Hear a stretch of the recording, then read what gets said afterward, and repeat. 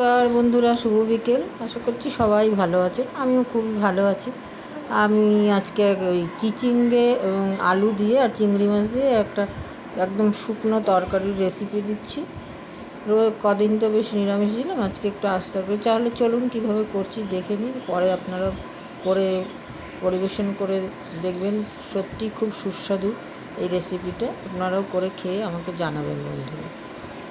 প্রথমে আমি এরকম ডুমো ডুমো একটু আলু কেটে নিয়েছি, 500 গ্রাম চিচিঙ্গেকে কেটে পরিষ্কার করে ধুয়ে নিয়ে একটু পেঁয়াজ বেশি দিতে হবে এর মধ্যে। পেঁয়াজকে এরকম করে কেটে তারপরে তার মধ্যে একটু কাঁচা লঙ্কাও দিয়েছি, দিয়ে আমি 200 গ্রাম চিংড়ি মাছকে ছাড়িয়ে পরিষ্কার করে নুন মাখিয়ে নিয়েছি। নিয়ে এবার কড়াইয়ে সরষের তেল দিয়েছি, দিয়ে এর মধ্যে আপনাকে 5 ফোড়ন দিতে হবে। দিলাম, দিয়ে আমি মাছটাকে প্রথমে একটু ভেজে, খুব লাল লাল করবেন না, তারপরে পেঁয়াজ, আলু এবং কাঁচা লঙ্কা দিয়ে ভাজতে দিলাম। দিয়ে আমি সর্ষেটা বেটে নিলাম, বাটা মশলা হিসাবে সর্ষেই দিতে হবে।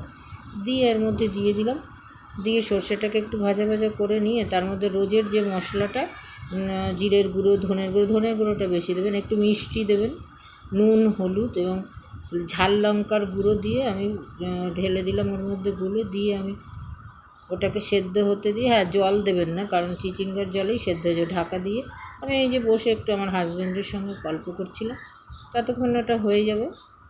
গিয়ে মাঝখানে একটু নাড়িয়ে দিতে হবে, দিয়ে সেটা আমার মেয়েই করেছে, নাড়িয়ে দিয়েছে, তাই আমি একটু বসে কথা বলছিলাম দরকারি হাজব্যান্ডের সঙ্গে। এরপর আমি গিয়ে দেখলাম কীরকম হয়েছে। যখন ঢাকনাটা খুলে যেরকম দেখলাম এরকম টেক্সচারটা এসছে, যখন ঠিক এরকম টেক্সচারটা হবে তখন গ্যাসটা অফ করে তারপরে গরম গরম ভাতে পরিবেশন করুন।